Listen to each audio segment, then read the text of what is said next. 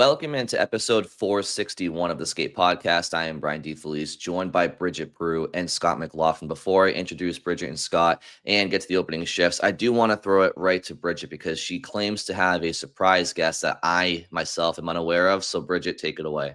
Yeah, I do. I can't, it's hard to introduce, so I'm just going to show you, okay? So I may or may not have gone back to the store and bought the giraffe butler that I sent you guys. And so now I'm just eating popcorn out of him. So Wow. this is No. Scott's So- here. For people not watching, so people watching on YouTube have a very good view of this surprise guest. Bridget, can you describe what it is you're talking about? That we were joking about in our group text, and now you have actually purchased. Yeah, so it wasn't cheap, but I did. It's made out of solid gold, right? It's solid gold. Yeah, it's a gold giraffe butler. And if you have no idea, if you're listening, you have no idea what that looks like, just go look it up on YouTube. Also, I might post a nice little TikTok about me buying him, but I had sent a picture. I thought it was hilarious. I was like, this thing is so funny. I saw it at Home Goods. And I was like, thinking about it all week. And I'm like, I need to go back. I'm like, I can't not have him. So I went back and I bought him. And anyone want to guess how much money he was? I mean, solid gold, it's got to be in the thousands. I'm going to say 6,500. I'll say what I thought Scott was going to say, which was $69.99. Oh, there you go. that was a Scott joke that he didn't elect to go with, but yeah, no. So he was I went in, I paid $150 for my giraffe butler, and I plan on using him for popcorn like I'm using him for right now, but I also am open to suggestions of what I should use him for and where I should put him. So, and what I should name him. So I'm thinking Harold, but I'm not 100%. So, all right, Brian, what do you think? well, so as I'm looking at it, the first thing that comes to my mind is Toy Story. And when that kid Sid like has all those toys in his room and he's like taking them all apart and putting baby head dolls on spiders and all that stuff, I can see you printing out a picture of Scott's head, right? Laminating it and then putting it in place of the giraffe's head. And now you just have a statue of Scott holding a popcorn. No, that's not what. So what I was actually going to do is see how. Oh, come on! Look at that. Picture Scott's head right there. Well, I was actually thinking of putting it on the bowl because it's a big popcorn bowl, and if I put Scott's Pops on the front of it, I thought that would be good branding. All right. Well, I'll do a mock-up of what I'm thinking, and then you can see if you like it. Okay. I'm sure. Crank up the Photoshop. Send it over. I'll check with Bruins PR to see if we can get the giraffe its own seat in the press box. I think we put that right between us. We have popcorn there all game. Yes. For Christ's sake, Scott gets a gold giraffe press pass before myself. What's going on here? What's going on here? I don't know how they could possibly say no, but so what do we think? Harold a good name? No? Yes. No? Harold's fine. We'll go with Harold for now. Working title. I like it. Welcome to the pod, Harold. We'll get to his opening shift later. If you see me eating popcorn, it's because Harold is just holding it for me. So, yeah. There we go. All right. There's our new guest. And surprise to me. I don't know if Scott knew about it, but I did not know. All righty. Scott, are you jealous? Yes, actually. Very. All right. Well, why don't we go to since Bridget had her surprise guest first, let's go to Scott with his opening shift to start. So the NHL announced it's scheduled for opening night. Now the rest of the team schedules are the full season schedules coming out on Wednesday. But ESPN announced a triple header for opening night. Blackhawks at Panthers at 5:00 Eastern. Panthers banner raising. Followed by Penguins at Rangers at 8:00, and then Avalanche at Kings at 10:30. And I gotta say, I just think the NHL needs to do a better job with opening night and like making this an event. I know like they're trying to do that by making it a triple header, but a 5:00 banner raising doesn't really scream like marquee event. Having the Panthers face the Blackhawks one of the worst teams in the league. I know Connor Bedard is star power, but like they're still a bad team. There's no rivalry there or anything. Rangers and Penguins is the second game. I know, two big markets, New York, Pittsburgh.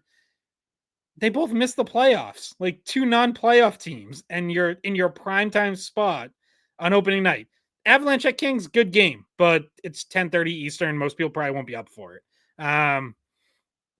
It just like this feels to me similar to what the NHL to me did wrong last season. Now, maybe their ratings tell them otherwise.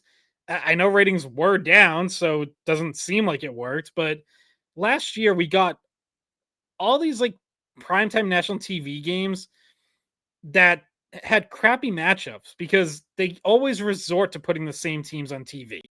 And Boston's one of them, and they were part of the problem at times last year and might be again this year if they have a lot of national TV games. But, you know, Boston, New York, Philly, Pittsburgh, Chicago, Detroit, and it's like they're so afraid to put non-traditional teams in these primetime spots. It's like, yeah, you might finally get a little bit of Panthers because now they've won back-to-back Stanley Cups.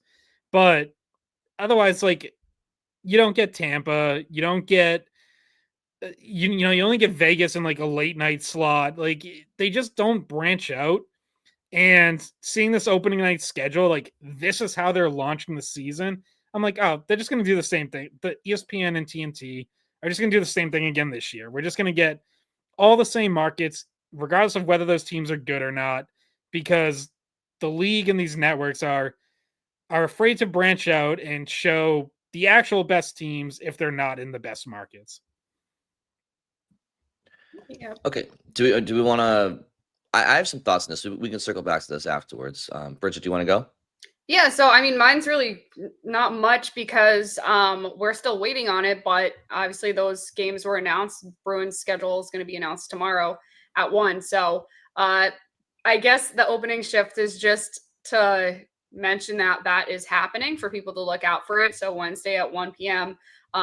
If you're somebody who wants to see it right away, that's when you can find it. And, you know, then we can go through what it looks like for the Bruins, what their what games might be exciting, what, you know, what's coming up in the early part of the schedule and whatnot. So it doesn't appear they'll be starting out the same way they did last year, which was they were the team that was playing Florida to start the season. So not the case this year, but yet it wasn't swapped out for a better matchup. So yeah. And that was a big one. Like, that was a good matchup. Like, that was actually worth putting on opening night. Blackhawks, not so much. Okay, so last episode, I believe it was, Bridget had mentioned something, and it got me thinking about a question to go over today. And we're basically discussing how the Bruins season next year, it could range from being a lottery team to at the lowest floor to a ceiling of maybe contending for a wild card spot. And in that situation, Bridget was asking, well, if they're contending for a wild card spot, wouldn't they be sellers at the deadline, just like last season where they were contending for a wild card spot and decided to sell at the deadline?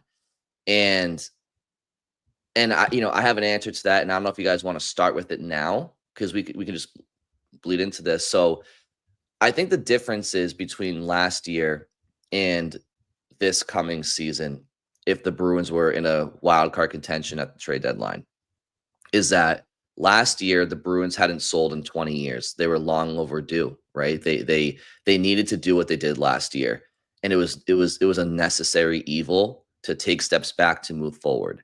But I do think that next year, let's say the team is playing well and their structure is better than we all thought it would be, and their scoring is more opportunistic than we all thought it would be, and they're playing like a hard team to play against, right? And there's some younger kids along the way that are a part of that, like a Fraser Minton or, you know, Matt Poitras or Fabian Lysell or maybe even a James Hagens down the line. Who knows, right? But there are some young players in this team. I do think that there are some situations where a team can make the playoffs where there's like a 99.9% chance that they aren't going to go very far. But that playoff experience does matter and can be beneficial going forward as opposed to selling. I think that had the Bruins not sold last year, then I would still be clamoring for just if you're not in a playoff position at the deadline, you sell because you have to do it. But they've now done it. Now, there are those who might say, if the Bruins are in wild card contention next year, I want them to sell again. I want them to keep finishing as low as possible. And then there's other people who would say they did sell last year. They have some younger players on the rise now in the prospect system. They are building towards something. The playoffs could be good experience for a Matt Poitras, a Fraser Minton, just younger players. And it's good because this is a brand new group. So it's not like you have Charlie Coyle and Brad Marchand and Brandon Carlo, guys that have been in the playoffs all the time.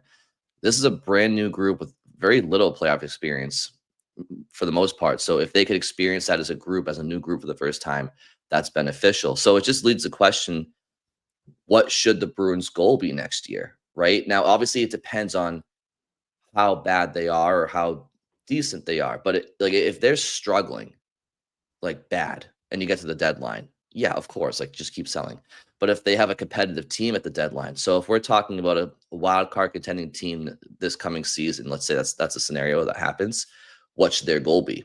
Should it be to sell again and try to go back to the lottery, or should it be to try to build something with this group going forward and continue that positive trajectory? So I now throw it to you guys and listeners and commenters, but in the scenario of a wild card contending team at next year's deadline, like what should this team's goal be, right? And so that was a question that came to my mind. Yeah, I think a distinct possibility is if they're in a similar position, close to the playoffs, in the hunt, but like clearly not one of the better teams in the league, maybe it's a small sell, right? Like instead of selling off multiple core pieces, including guys with term left on their contract, maybe it's just Victor Arvidsson and Andrew Peeke, two pending unrestricted free agents. If they're not signed to extensions by then, like those are guys you don't need to hang on to and lose for nothing. So if you can get something for them, you do, and then you still roll with what you have left and see if you can find a way to get into the playoffs. And I agree with you. Like if you're a younger team, like if some of these younger players actually do claim lineup spots and run with them this season, there's definitely real value in making the playoffs and getting experience, even if you're out in 5 games in round 1. Like those guys at least got to see it. They got to learn something. You can use that going forward. But I don't think you don't hang on to pending UFAs like an Arvidsson or Peak just to do that. Like if you can get something for those guys and you're not really going to be making a run, then you do. Yeah, I mean, just looking back at last year, like how big this sell was, it's probably not even really possible to do that, or it doesn't really make sense to do that this year because you don't have Marchand there to the caliber of players that are on expiring deals are now different. So like the ability to do that is kind of changed because you already got rid of Carlo and Coyle. And so it's not like we're talking about that being this year's deadline. Because it happened a little bit prematurely. They sold them before the end of before the last year of their contract. So the people that are left for you to sell, yeah, I think it's not quite as big unless you were to really like make a trade.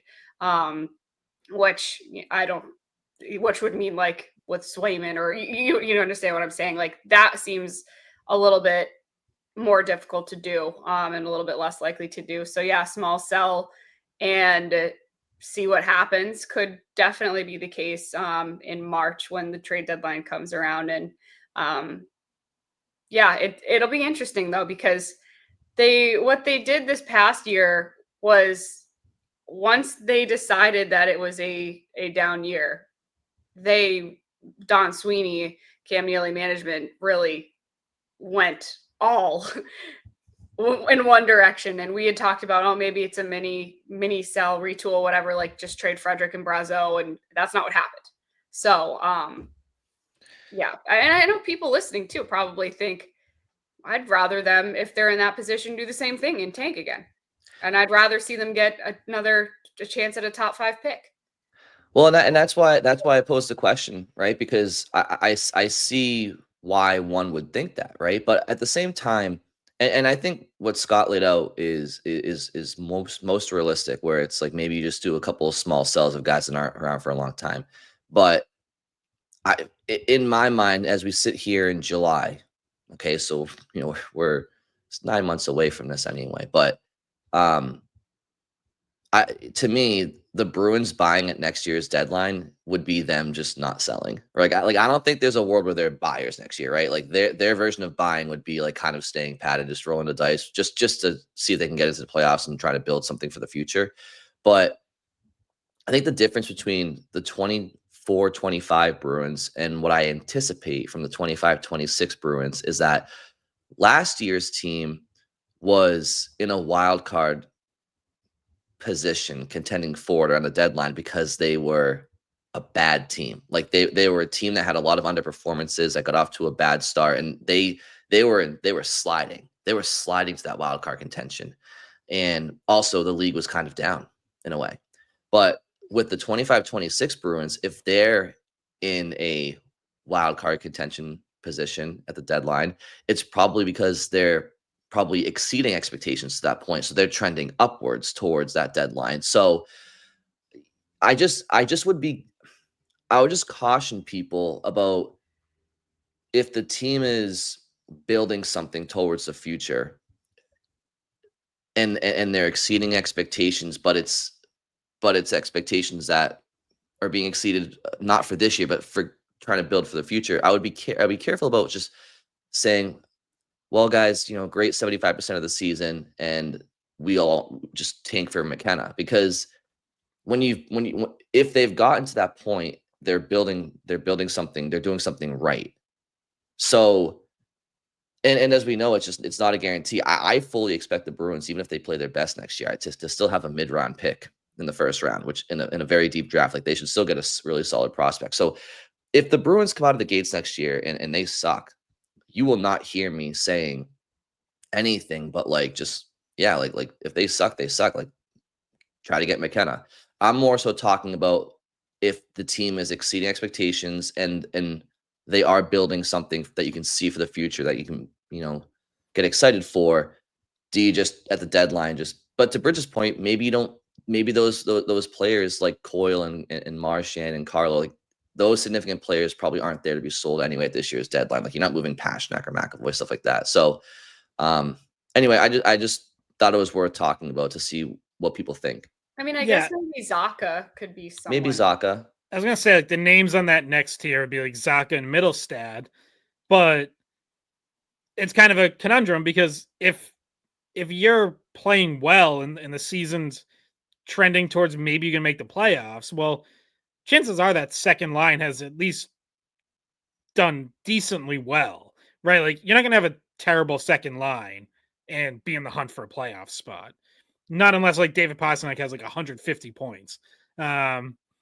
So if Middlestad and Zacha actually both bounce back and are playing pretty well, then like what would make them attractive to other teams in a trade also makes them attractive to the Bruins to keep, because if they play at a second line level and then you trade them, well, like now you need a whole new second line. And as we learned as people should have learned this past summer, it's not exactly easy to go out and get top 6 talent. It doesn't really become available all that often. So, yeah, like those guys having a good season would make them really valuable trade chips. But then where does that leave the Bruins? Like then you're, like I said, like then you're looking for 3 top 6 forwards basically before you're ready to make any noise. And who are they? Like, one of them's James Hagens eventually, but like, where are you getting the other two? Is, one of them's maybe your draft pick next year, and then I don't know, you're trying to go after a free agent, but like, what free agent wants to come to a team that's now having a second down season in a row? Like, it's not as simple as just saying, oh, if those guys bounce back, then trade them and get value. Like you might end up wanting to keep those guys.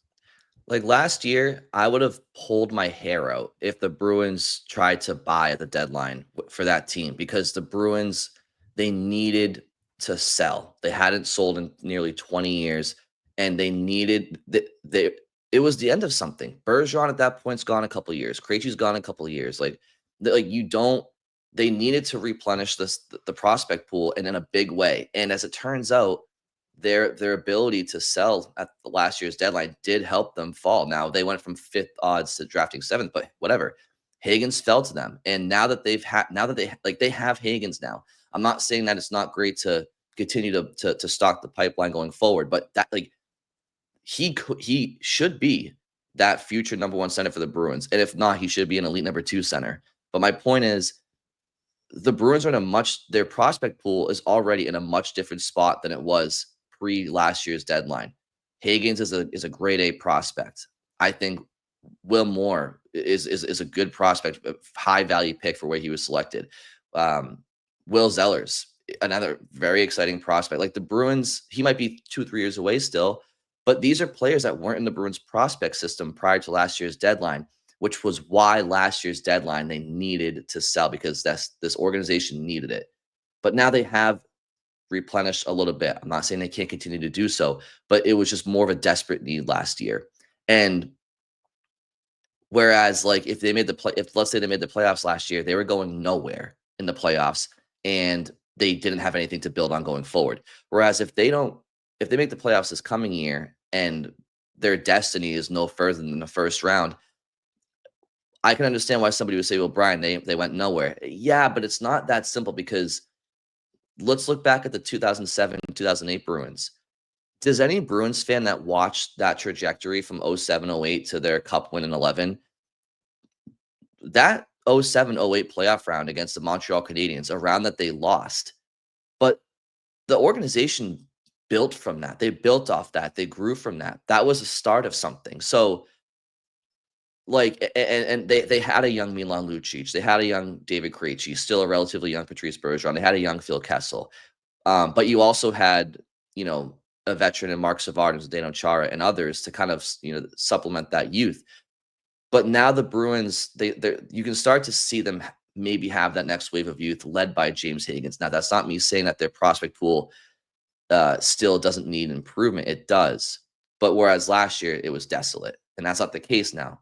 So that's why I could see if the Bruins next year made the playoffs and they had a similar type experience of the 07-08 Bruins, you could see why that could be beneficial for the team going forward. Whereas last year that wasn't the case. They were a dead man walking, and they needed to have a sell at the deadline. So it's just a different situation. And that's why Bridget, thanks for asking the question, because like I said to you guys before we started recording, in typical Skate Pod fashion, like we didn't really answer it directly because we got diverted but I was listening back and I was like, oh, that's a question that we should really kind of peel back more. So, yeah. Well, and just because I just wanted to look this up to highlight your point about like their Hagens changing their outlook so much in terms of prospects. I saw Scott Wheeler of The Athletic just this week, actually just on Monday, posted his ranking of the top 100 drafted NHL prospects. So obviously not like Gavin McKenna, not anyone from future drafts, but want to guess where he has James Hagens ranked among all NHL drafted prospects? I'll let Bridget guess because I did see this. Okay, I did not see this. I'm trying to tell whether or not he's giving him extra respect or disrespect from where he got drafted. I'm gonna guess disrespect, so I'm gonna say he's like 20. No, Scott Wheeler was very high on Hagens going into the draft. He has him as the 8th best prospect in all of hockey. All right. So, like, there you go. Like, you have, again, like, you could debate exactly where he should be, but, like, you have one of the 10 to 12 best prospects in the sport right now. Who's in his vicinity? Like, if you don't mind.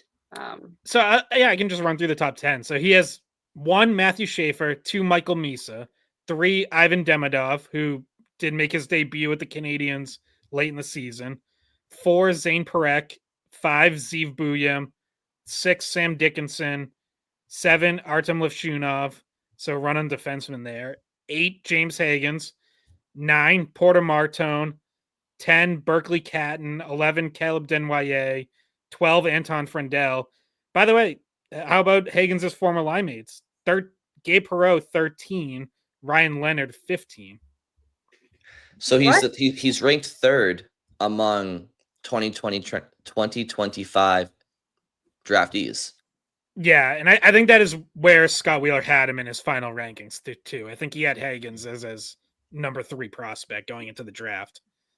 Yeah, and this is why, and for those of you that have the opinion of we just keep tanking going forward, I understand where you're coming from. Like I trust me, I do, but you have to understand as well the significance of the addition of James Hagens from this that they've gained since last year's trade deadline.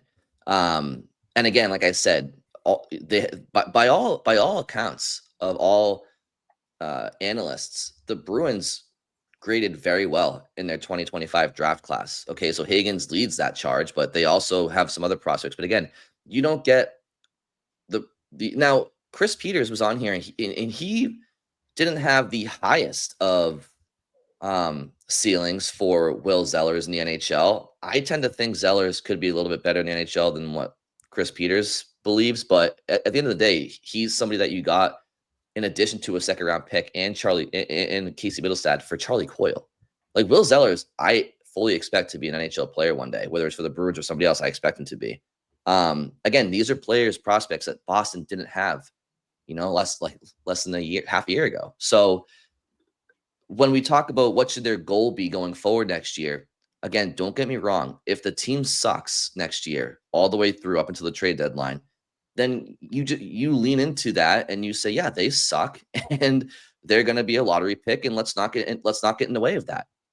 But if the team from October through March, they are showing everybody that this team has finally turned a corner and that they're building something new, and they're possibly going to make the playoffs, and then maybe instead of picking top 5 in a deep draft, they're picking, maybe 16th or 17th overall or 5th, whatever, like 15th, 14th if they miss the playoffs. And then who knows where the lottery brings you, right? But I just, I just don't want to get in the way of that either. Like, because if they're building towards something and there is something called momentum and positive vibes and just growth and development happens somewhere. So what the Bruins goal should be, to me, is their goal should be to try to make the playoffs and get experience for certain players in the organization and build towards something. That should be their goal entering the season. If the team is not good, then of course you have to readjust and not get in the way of that negative trajectory as well. But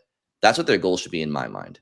And I think, though, some people would say this, like, how realistic is that? Like, just, I know we'll get some pushback, like, because I don't disagree with you, Brian, but I'm sure there'll be some pushback of like, all right, well, it'd take a lot of things going right to be in a situation where you're comfortable letting the team ride out, try to be a wild card team, see what happens with that. Like, it feels like McAvoy and Lindholm would have to be fully healthy for the whole season and up to speed of what they can do. Swayman would have to bounce back. Like, top 6 would have to perform. Pasternak would have to be insane. And there's a lot of stuff that would have to happen for you to even be in that position.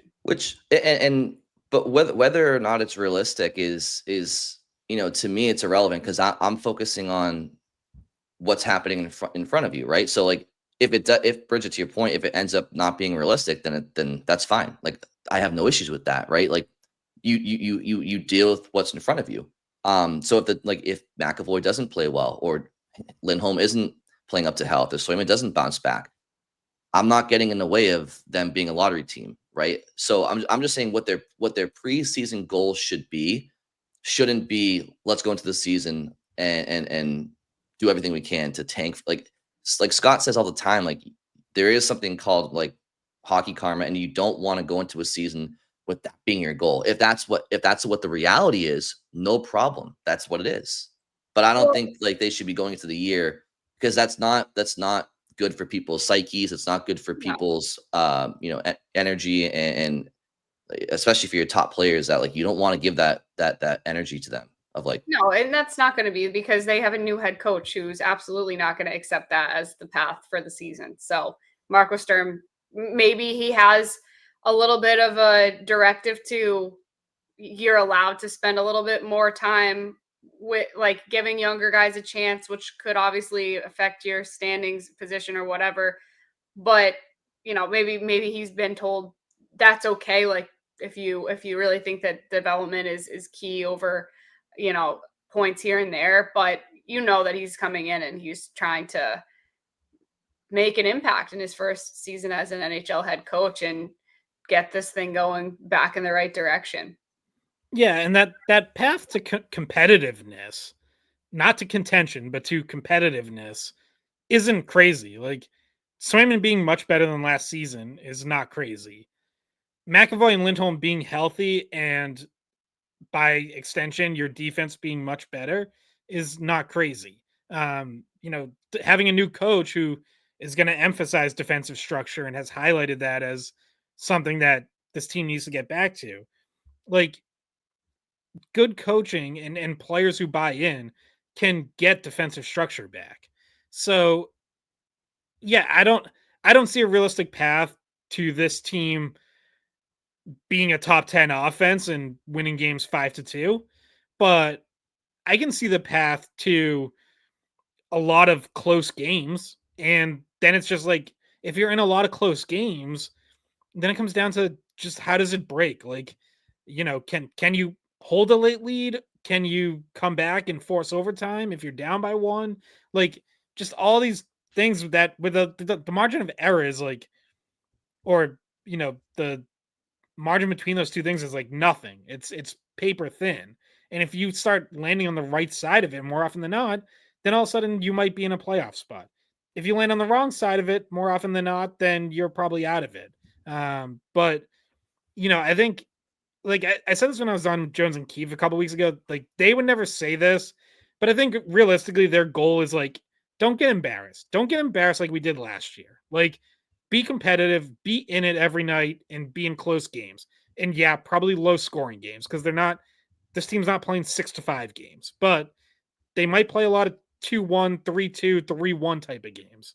Might not be the most exciting at times, but like that's the foundation that they're trying to establish. And publicly, they're probably going to say they're aiming for more than that, but like behind the scenes, realistically, I think that's what they should be going for.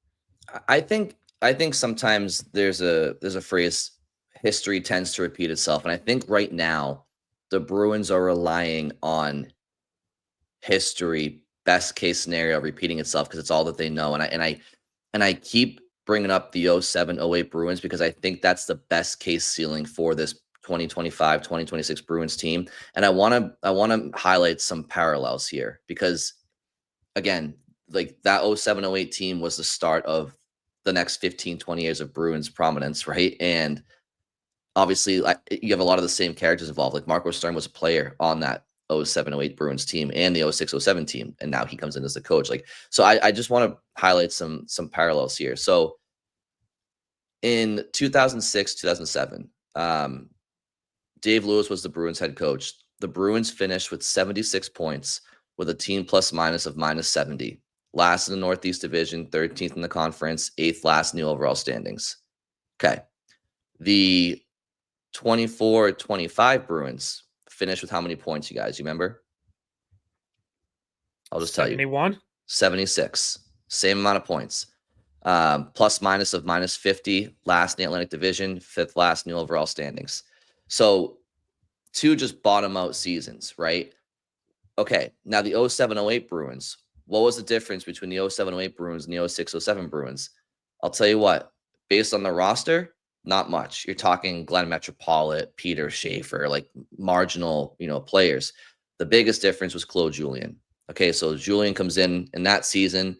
the Bruins finished with 94 points, team plus minus of -10, third in the division, 8th in the conference, 15th in the league. And as we know, they took the Canadiens, who they were 0-8 against that year in the regular season, to 7 games. And if you remember, that team was predicated on a lot of low scoring wins. So I'm sorry, Brian. Did you say they played the Canadians 8 times? What is this nonsense you speak of? yeah, 0-8. They went 0-8 against the Canadiens that year in the regular season, back when the Northeast Division, I think, was it 5 teams, something like that, maybe 6 teams. Yeah, I think it was 5. Yeah. Now we get maybe 4 matchups a year, sometimes only 3. Yeah, to Scott's point, the divisional games have severely diminished, but which really limits our chance to go to Montreal, which we really don't like. But to circle it back to the comparison, guys, like this is what I think the Bruins are looking at. They're trying to, do they view a Victor Arvidsson like a Glenn Metropolitan, right? Like, he come in, older guy, like, now Arvidsson has more of an NHL established career to this point than Metropolitan, but like a Peter Schaefer or something like that. Let's sprinkle in some some middling veterans along with some core players and just try to get ourselves to, as Scott said it, not embarrass ourselves and just be competitive. And I can't help but draw conclusions and draw parallels from the situation from 06-07 to 07-08 to 24-25 to 25-26. Now, one of somebody online mentioned to me the only flaw in your comparison is that Claude Julien or Marco Sturm is a first-time head coach, and that's absolutely true. Claude Julien came in with a pedigree of NHL success. No Stanley Cup success, but he was a well-known defensive specialist as a head coach in the NHL. Marco Sturm, that's his MO, but he's yet to do it at the NHL level. So that is a difference. But outside of that, you can find a lot of parallels. And I think best case, if the 25-26 Bruins have a season like the 07-08 Bruins, then you can see why the Bruins are looking at maybe building off of that, because that's what they did 20 years ago. But I think worst case is what we're talking about, which is a lottery team. And even then, worst case has an asterisk, because that could lead to a very, very, very high prospect. So it's really, I kind of look at this season as like, either way, I think the Bruins could be, I don't know, in a good spot going forward.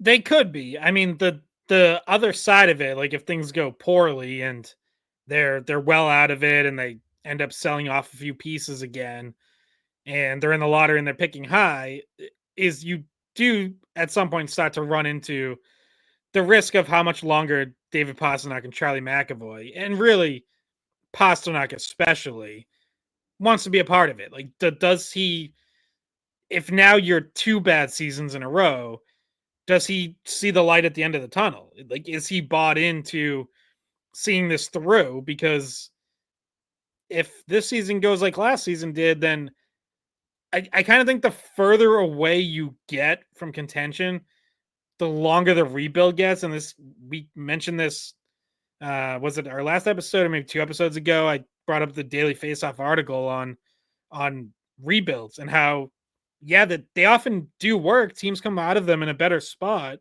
but they can take a decade or longer. Like, the average over the last 20 years since the advent of the salary cap was 8.5 years to come out of, back-to-back like bottom 10 finishes, marking the start of a rebuild, to back-to-back playoff appearances or like a run to the Stanley Cup final, marking the end of it. Like, on average, that's 8.5 years. I don't know if Pasternak's going to want to be here through something that's going to take that long. So, like, he would have to be convinced that they have a path to getting it done quicker.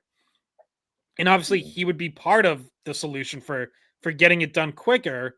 But I wouldn't blame him if after like a second bad season, he's asking questions about like, what is the vision and like, how are we getting out of this? Do you think if they give him the C, like, that makes him feel more ownership over it, and maybe like and I'm not saying he would even if he didn't have the C, but like, I feel like if you're the captain of a team that's kind of going through this and trying to turn it around, I don't know if you necessarily see abandoning that team as much of an option. So I don't know. And obviously that's one thing that's still yet to come. And we're still probably a month or two away from we're talking about like probably around some point during preseason or camp, like knowing who gets the C. But I don't know. That was one thing that popped into my mind while you were talking about like people or players not being willing to stick around. Like, I don't know if he's the captain. He probably takes a lot of pride in bringing it back to what it was when he was enjoying his time with Bergeron and Krejci and what he remembers from earlier parts in his career. I just want to make a quick edit too, because I forgot to mention this with that 07-08 team. Like, people will mention David Krejci was an addition to the 06-07 team, but Krejci played 56 games and it was his first full year and he had like 27 points. Yes, Milan Lucic was a rookie, but the equalizer is that Patrice Bergeron missed 72 games that year. And like, so that's also why that team was such a rallying team for the city, because once Bergeron went down for the year, you're talking about a team that had been in the basement for the last couple of years. Now they just lost their best player for the whole season, and they still found a way to rally. So that's why that team had such good vibes. But yeah, Bridget, to your point, like and Scott, like that is the risk, right? The risk is that if this prolongs and there's no growth at all, why? Of course, like why would your best players look around and say, "Hey, because I talked about this earlier in the summer, but Pastrnak turns 30, I think, next May." And McAvoy is like a year behind him. So these guys they're not kids anymore. And there does come a time where you start to look around because they're at that age where they know how hard it is to win, right? They've been to the Stanley Cup Finals when they were relatively young in their careers. McAvoy was his second full season. And then they've yet to go back. And obviously they lost that series. So they're at that age where they know how hard it is to get there and that it can take some time and that time might not align with their career. So they do have to look out for themselves at a certain point, which is why I do feel like they probably brought these players in for a reason. They probably think that the best way to show growth isn't by singularly bringing in a top 6 forward this summer, who, by the way, none of them chose Boston. They all elected to stay where they were for the most part, besides Marner and Ehlers. But like, I just think the Bruins' problems just went so far beyond that one score, which is still part of the solution, a major part of the solution. But it's like, you have to start from like the foundation more or less. And I think that the Bruins are like, if we can just get the right players in this year, to play the right way, to reestablish structure and identity, and Pastrnak and McAvoy know that and can see that, then then they shouldn't want to jump ship. Because yeah, that doesn't mean that it's going to work. And if it doesn't work, then yeah, like it's tricky. Although, like I said, if they do have a low finish and Gavin McKenna or one of these high prospects is in their reach, there's reason for optimism there too if you're those players as well. But yeah, I guess it's just all over the map. Who knows? Why do we do this podcast, guys? Who knows where this keeps going? Well, and like I also think there's a difference between like, okay, they finish low and then win the lottery and get Gavin McKenna. Like, those guys all know the hype around Gavin McKenna as well. So like that brings with it a different energy than, oh, we have the 7th overall pick again, and this time there's not as known of a name that falls to us. And now it's like, okay, well, like how excited are those guys going to be about another 7th overall pick, right? Like that's a little different. There's levels to, like if you're going to go down, if you get all the way to the bottom and get McKenna, that's a little different in terms of what the future looks like than whoever ends up going 7th or 8th next year, who may be a very good player, but doesn't bring the immediate excitement of, we just drafted Gavin McKenna, the guy who's drawing comparisons to, maybe not quite McDavid, but like the net, a Celebrini or Bedard or like something just a level below that. And this is where having Hagens though does matter, because like Hagen, like I'm not saying Hagens is McKenna, but Hagens is he's a blue chip grade A prospect, and they have him too. Like he alone is worth the excitement for the future. If you're the Bruins top players too, so it's like that's why last year was so important to do what they did. Yeah. And now that they did it, it just kind of changes. Like they're starting to hopefully ascend little by little here. They got a little bit of that good karma clearly, because that was there was a few things that had to go right for them to get Hagens at 7 or at all really, and then at 7 even more so. But yeah, and do you guys think it's odd at all that the timeline here for Hagens, we thought maybe we would have known the decision after development camp on whether or not he was going back to BC, but still there hasn't been any sort of official announcement of what the plan is for him. Yeah, part of me wonders like if a decision's been made, but they just haven't announced it yet, or like maybe everyone kind of knows the way it's trending, but they want Hagens to kind of get there on his own. You know what I mean? Like we know he's probably going back, but in his mind, he's not 100% there yet. So like, we'll give him the time to get there on his own. But yeah, I mean, you have seen, if you follow these things on social media, like you've seen some players over the last week or two since the draft take to social media to announce their plans for next season, or it's gotten leaked on where they're going. Obviously, Gavin McKenna was the big one, but there's been some others. Just as it relates to BC, Justin Carbonneau, who was slated to go to BC as a freshman, announced that he was staying in the QMJHL with his junior team for another year, so he's not heading to BC. But like there have been more of those kind of trickling out here in the last week or so. So both players and teams at both levels, like the NHL team, but also Boston College. Like, yeah, you want to know ahead of time on these things. You don't want this dragging through August where like BC's wondering like, do we have to try to find some late replacement for James Hagens? Which is a huge, like, you're not yeah, that, right. Like you're certainly not getting another player of that caliber. Unless it happens early enough that you jump on at a Porter Martone or like someone like that who might still make the jump to college. But yeah, I think people probably want answers sooner rather than later. But it could still, like, I would kind of put it towards like the end of July as when you'd be like, as when I would start to think like that's kind of weird that there's still no decision.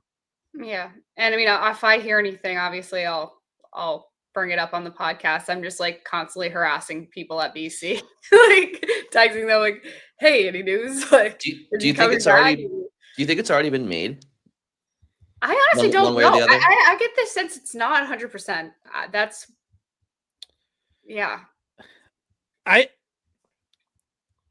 think that Adam McQuaid sounded like he was going back to BC. I think the Bruins want him to go back to BC for another year, but they're not going to force it on him. Like they're not going to be like, you have to go back to BC.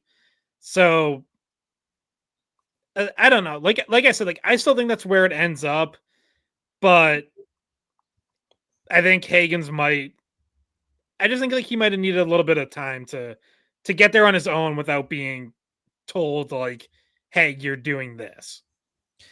So what if he surprised people and let's just say at the last hour the Islanders drafted him first overall, or somebody drafted him in the top 3? Do we think that there'd be more, like, generally with top 3 picks, there's less question about them going pro in their first year or trying to, like, the fact that he slid, like, you could make the argument, like, again, like he's a top 3 talent in this draft. So if he went closer to where we all thought he was maybe going to go, certainly prior to the month before the draft, would there be as many people saying, he should go back to college? Or is it the fact that he went 7th and fell to the Bruins and it's more like, maybe he should go back to BC? I think it's the fact that he has development left to do, and at that level he can gain confidence, and I don't know, guys. Like I try to imagine him at BC and like predict what that season would look like for him, and I think he would have an amazing season. I think he'd get a lot out of it.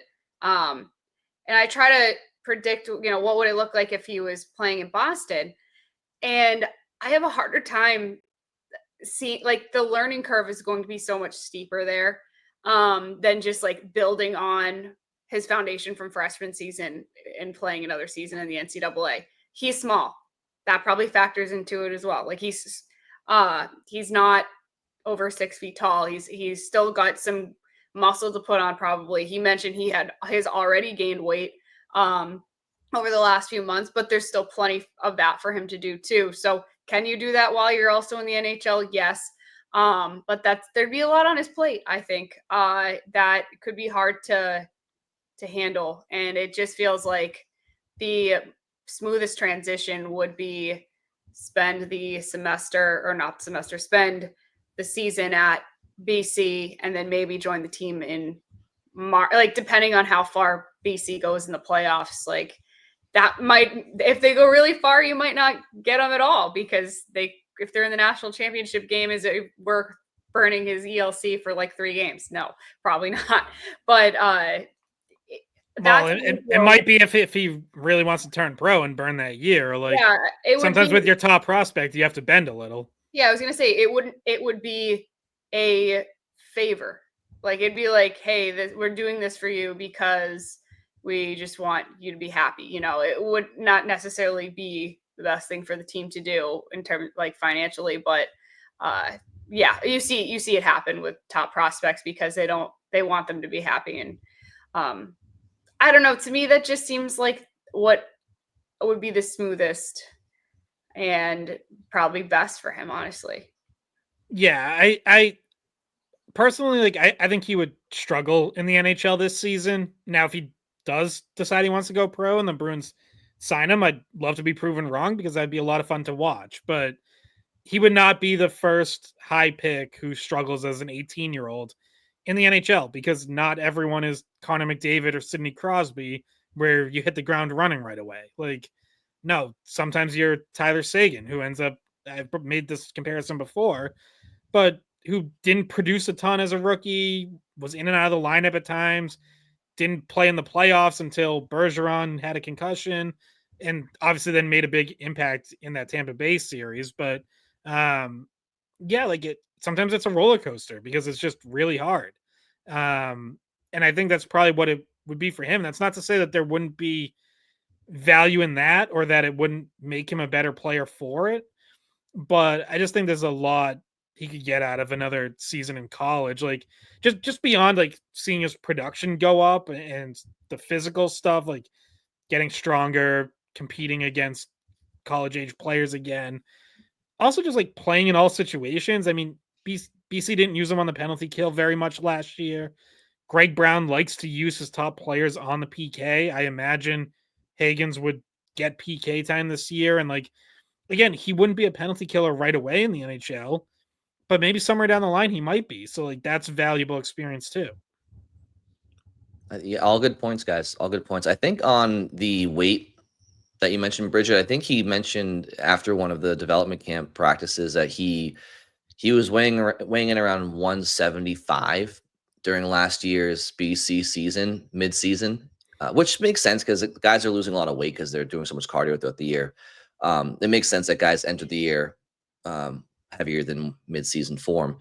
But yeah, I think he said he was around like 190, 190, maybe 190, 195. I think he's gained like 15, 20 pounds since last year's mid-season. So that, I mean, for somebody who is 5'10 and a half, whatever he is, I don't know what that perfect number is for him. If he's already around 190, I think you can still add like more lean muscle. But I just want to keep reiterating, like, I know people to comment on his size, and he does get compared to like a Jack Hughes, like just like a more undersized, skilled set, but it's like he's thicker than Jack Hughes. Like he's not like I don't think a gust of wind is knocking over James Hagens. Like he is a different build despite being labeled as like an undersized center, right? Like I just want to make that distinction because at least that's what do you guys see the same thing I'm talking about? It's not the same exact build. I mean, And look at how successful Lane Hudson has been as well. Like Lane Hudson is somebody who I thought maybe would fall over in Augusta win, but like having stood next to both him and Hagens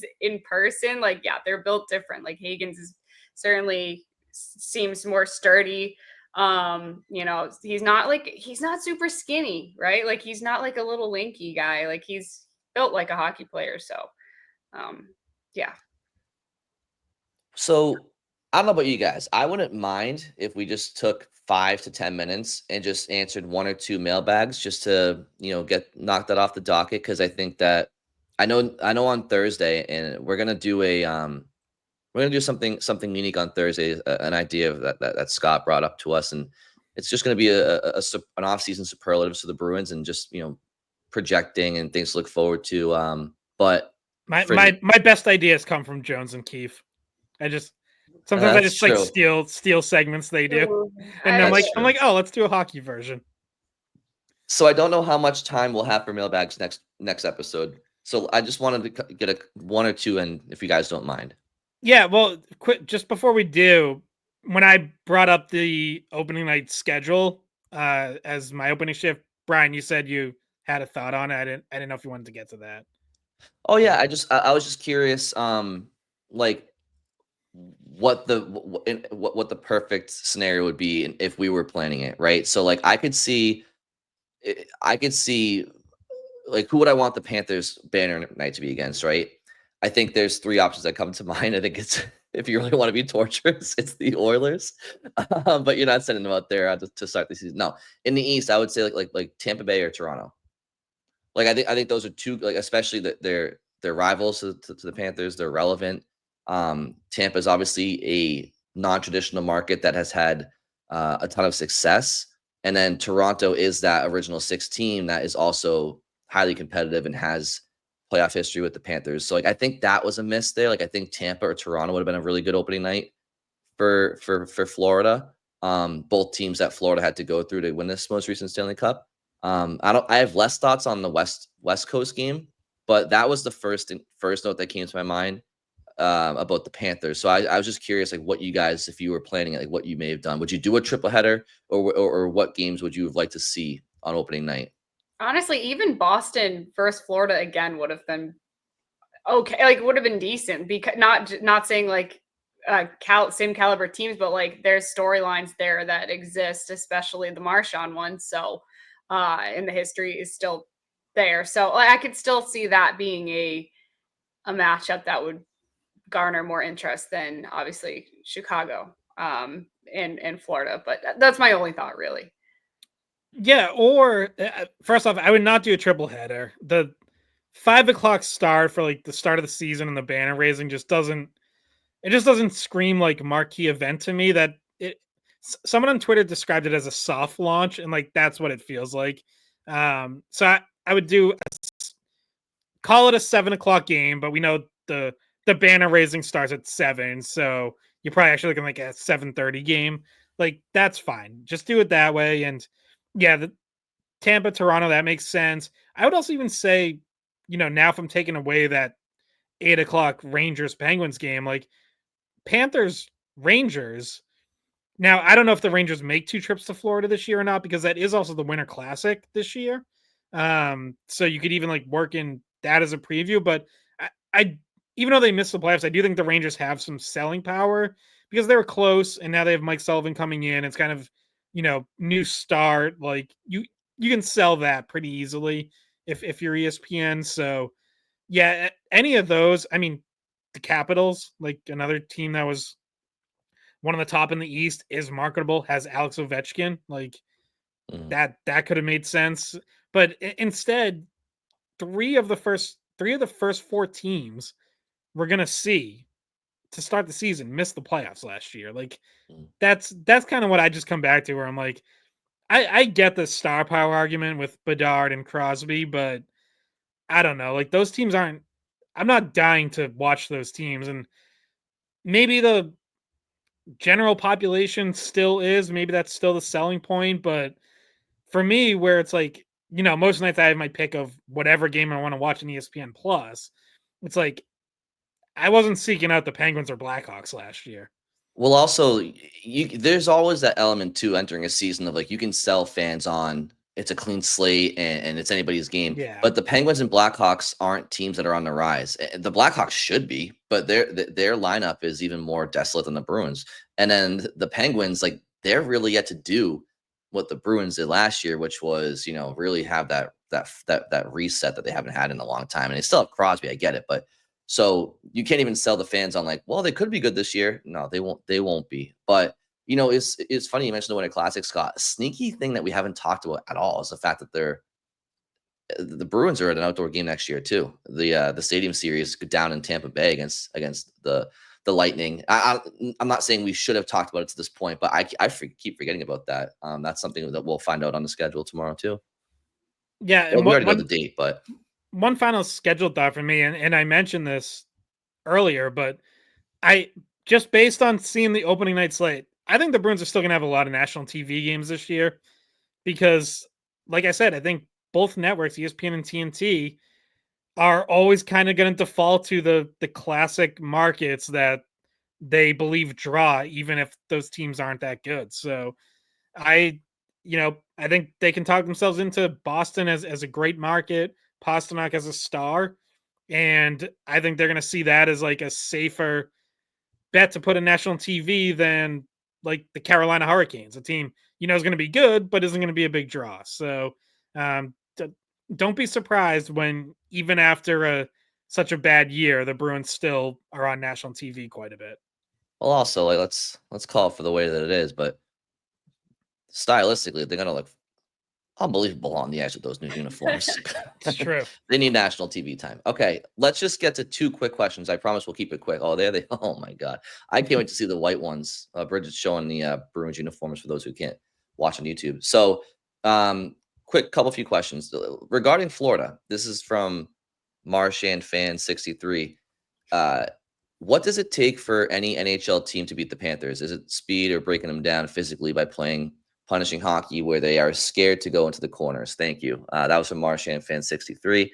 I think it's a good question worth bringing up because I know it's a Bruins podcast, but I think it's worth going over because the Panthers are undoubtedly the class of the NHL, and they have been for certainly 2 years. And you can make the argument, 3. I mean, obviously Vegas beat them 3 years ago, but they went to the finals, so they're among them. So whether it's the Bruins or anybody else in the NHL, what is the best way to try to defeat the Florida Panthers? And I'm not saying on a random night in February, more so in a 7-game series. What's that blueprint? Is it try to match them, or is it like do styles make fights? Like have a different style?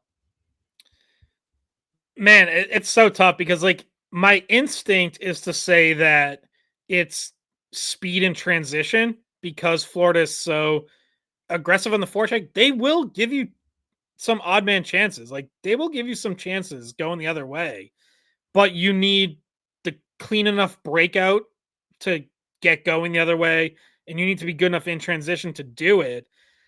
So like in my head, I'm like, that should make sense. And if I was a coach, like that's what I'd be looking at. But then I think of like the Carolina Hurricanes, who are usually pretty good at that and just get their doors blown off by the Panthers in the playoffs every year.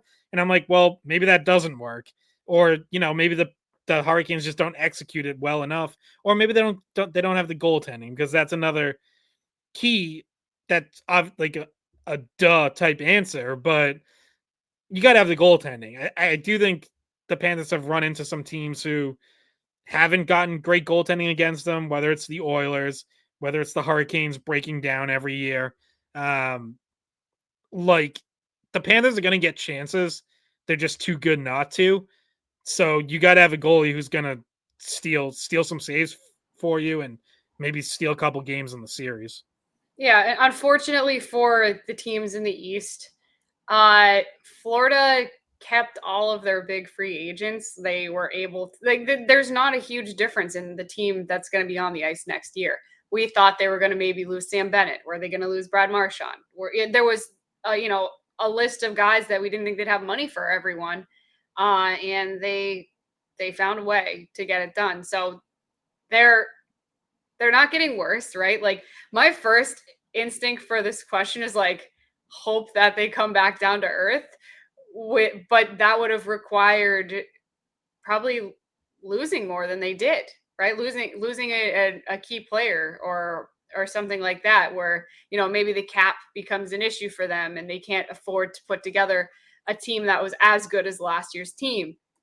But we haven't seen that. So answering that question is really difficult because they won 2 straight Stanley Cups. They made it to 3 straight finals. And obviously it's hard to find the solution to beat them because look at every team that they've run through and what they've tried. And still the Panthers come out of the series winning. Yeah, there's really no magic answer. It's just difficult to execute, right? It's goaltending, it's defense, it's special teams, and you know, there is a part of me that understands why the Bruins went out and, you know, and got Nikita Zadorov a few years ago, despite it being an unpopular choice, because, you know, if you're undersized, especially on the back end, like Florida's just going to run through you. Like it just is what it is. And so I do think an element of size certainly on defense is important because you have to box out and just have that structure, whether it's Zadorov or somebody else. Like it's important. So, you know, it's there's really no magic formula, right? It's not some great mystery. Like I said, special teams, defense, opportunistic scoring. It's just about executing it. It's tough to do. It's tough to execute. And yeah, anyway, so I don't think the Bruins have to worry about that anytime soon. I don't think they'll be playing Florida in the playoffs. Well, you never know. Maybe if they do make it as a wild card and you know, it's that David versus Goliath matchup. Okay. Let's go to, is it George McElroy 3058 on YouTube. Sorry if I butchered your name, George, your last name. I would trade Swayman, Lysell, and a draft pick for any top 6 forward under the age of 25. Patra, potential to be a top 6, possibly top 3 forward center, hopefully. And he is on a very small contract. Betting on Patra is a very good bet, as it doesn't cost much for his scoring upside is high. What do you all think of trying to get Mason McTavish? So I guess to boil it down, we're talking Swayman, Lysell, and a draft pick for Mason McTavish. This hypothetical. I do see McTavish's name out there as it pertains to Bruins fans asking about him.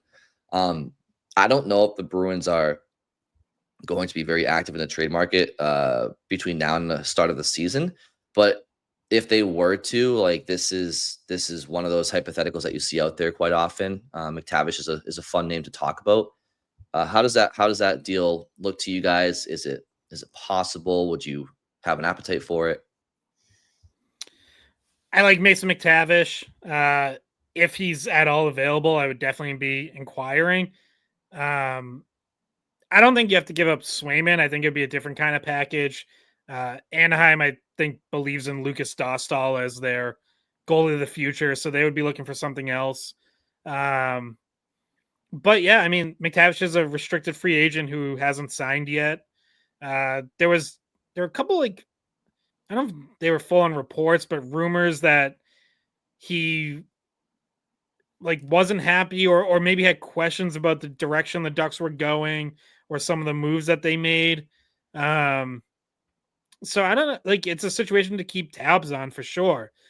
And, you know, to George's larger point, like, I think the Bruins need to at least be in contact on all of these young top 6 forwards who may or may not be available. It's possible none of them ever even get close to getting traded, but McTavish should be one. We've talked about Martin Necas plenty. Jordan Kyrou in St. Louis, his name keeps kind of popping up here and there. So, yeah, you got to, you know, at least look at all of them. I think Kyrou and Necas probably take more to get. They're more proven than McTavish is.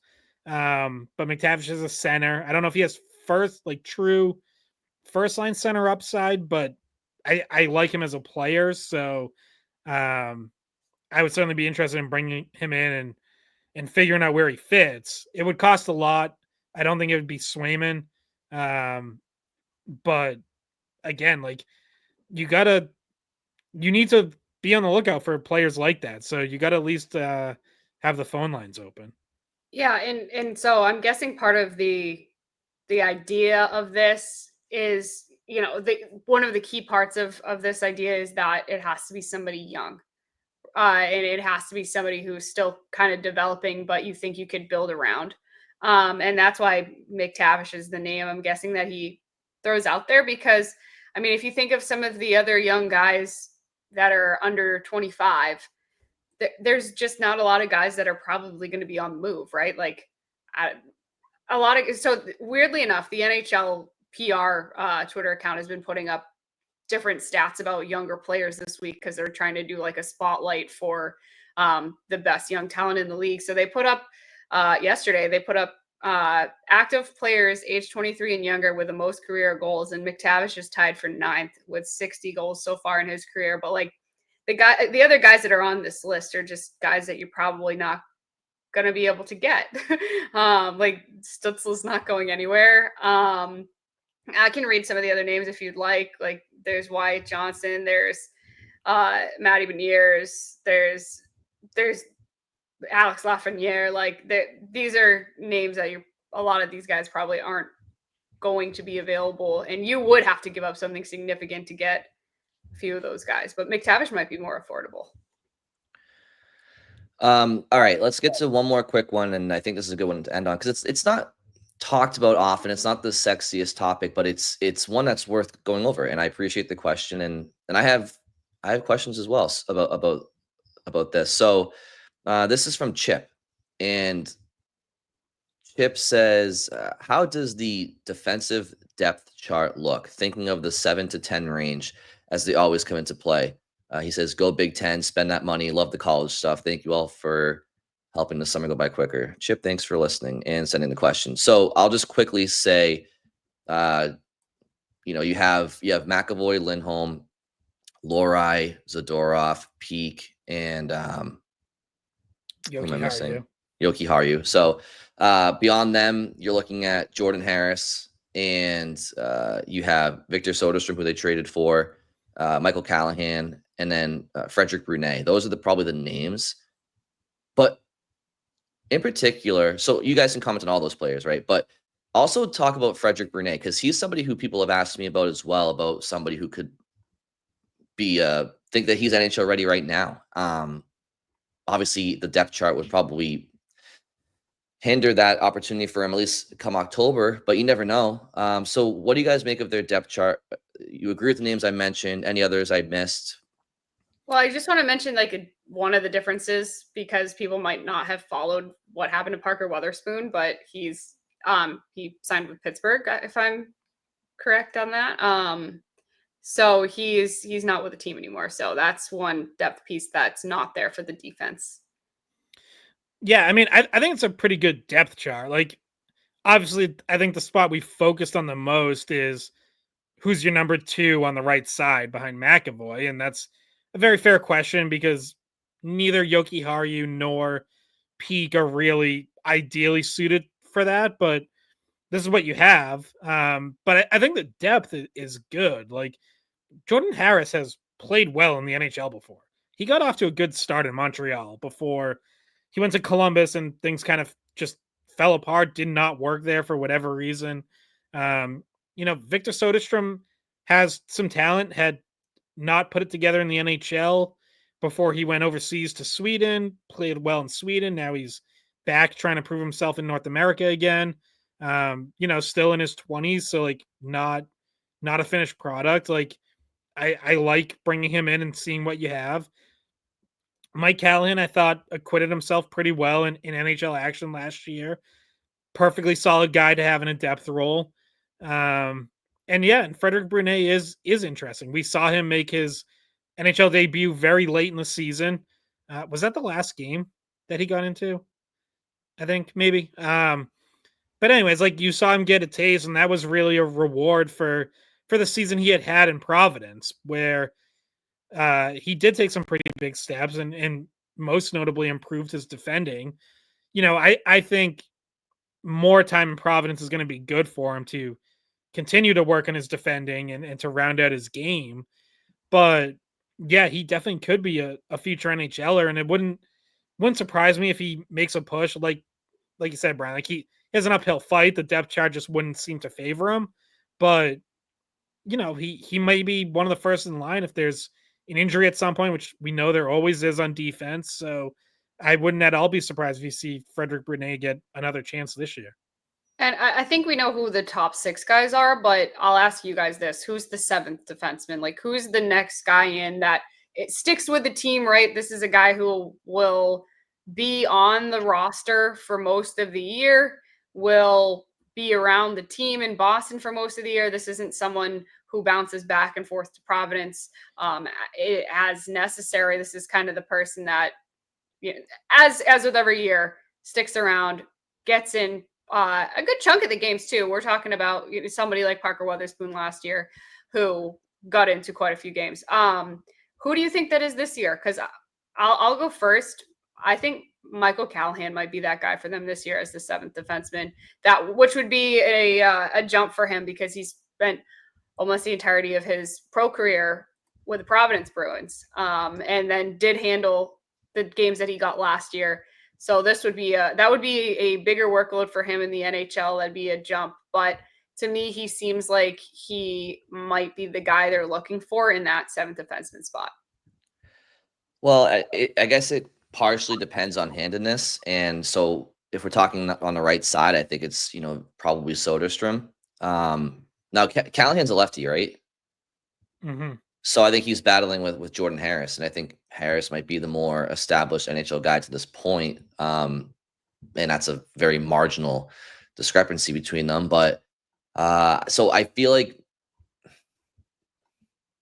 and a part of me with Soderstrom, I think part of me thinks that the Bruins might want to see how he reacclimates to the North American style of play in Providence before, going up to Boston anyway, because I think he's playing on a different sheet of ice over in Europe. But so because of the handedness, I guess it's tough for me to say. I think they're thinner on the right side.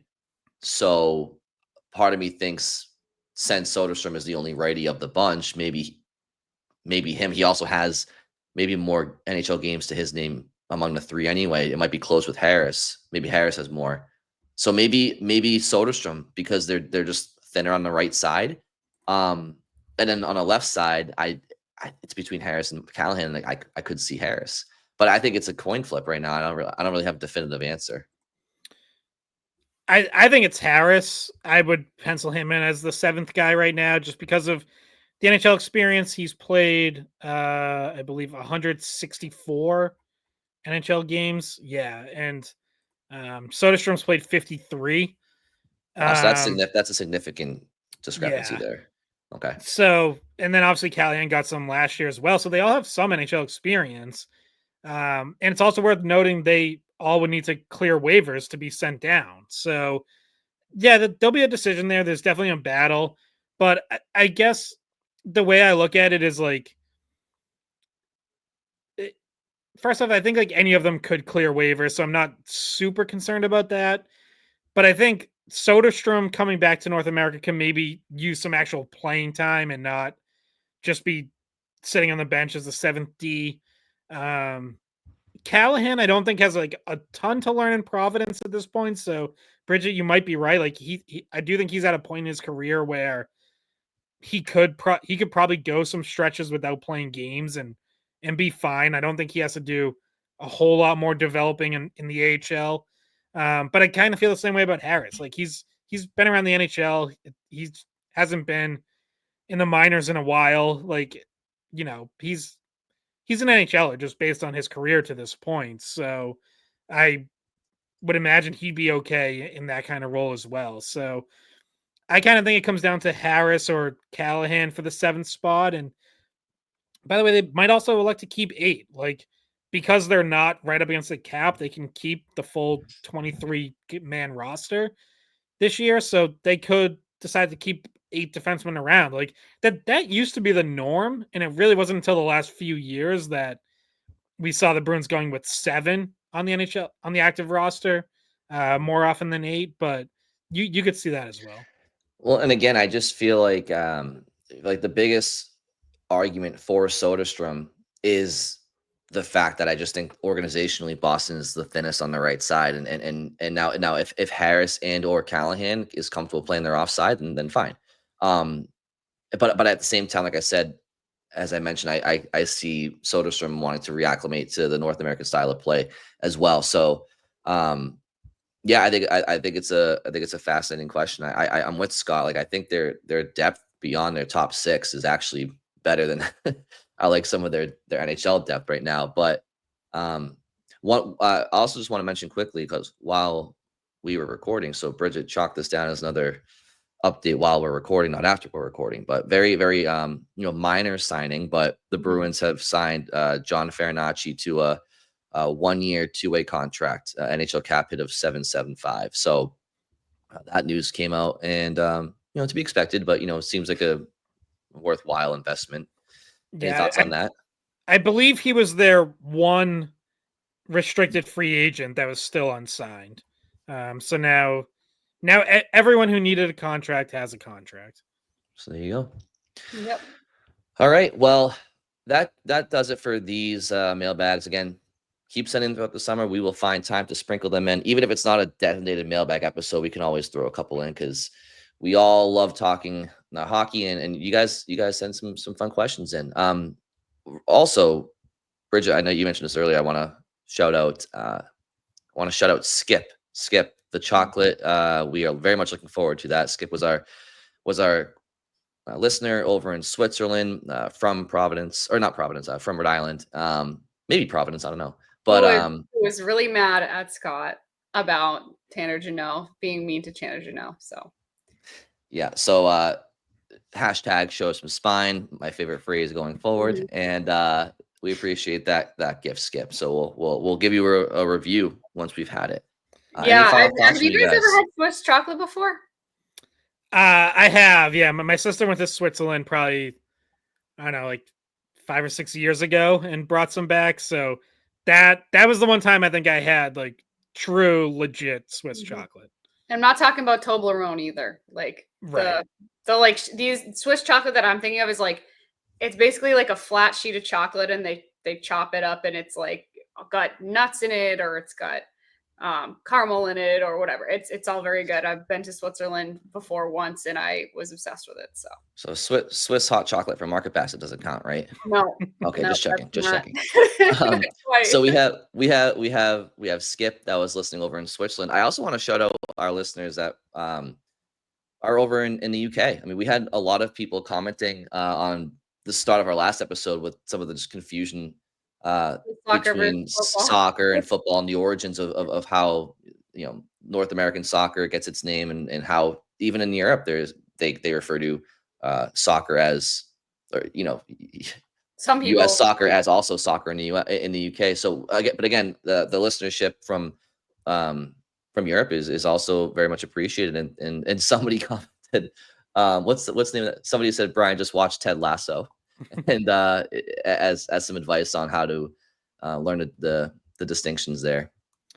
There is a lot of education that happens in Ted Lasso, because especially the first season, it's like that's the entire point of the show, is him going over and learning on the job. So yeah, it is. Ted Lasso is a great show. I think it dips a little bit in kind of some of the newer seasons, but at least the first 2 seasons are legitimately great.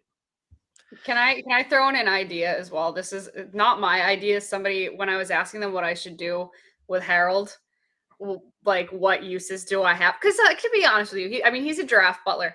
He has a bowl. I think he might have been more useful if he had a tray. But anyway, because he has a bowl, I was trying to figure out what could I use him for, because I've just spent $150 on this thing with absolutely no idea what I was going to actually use it for. And someone suggested to me that I use it to put the mailbag questions in and pull them out of the bowl. So maybe Harold can help us. I'll just like pull the answers out. Besides the obvious popcorn use, I'm trying to figure out what else I can use it for. So I thought that was a good idea. Yeah, our show Google Drive doc is saying, "Oh, thank God."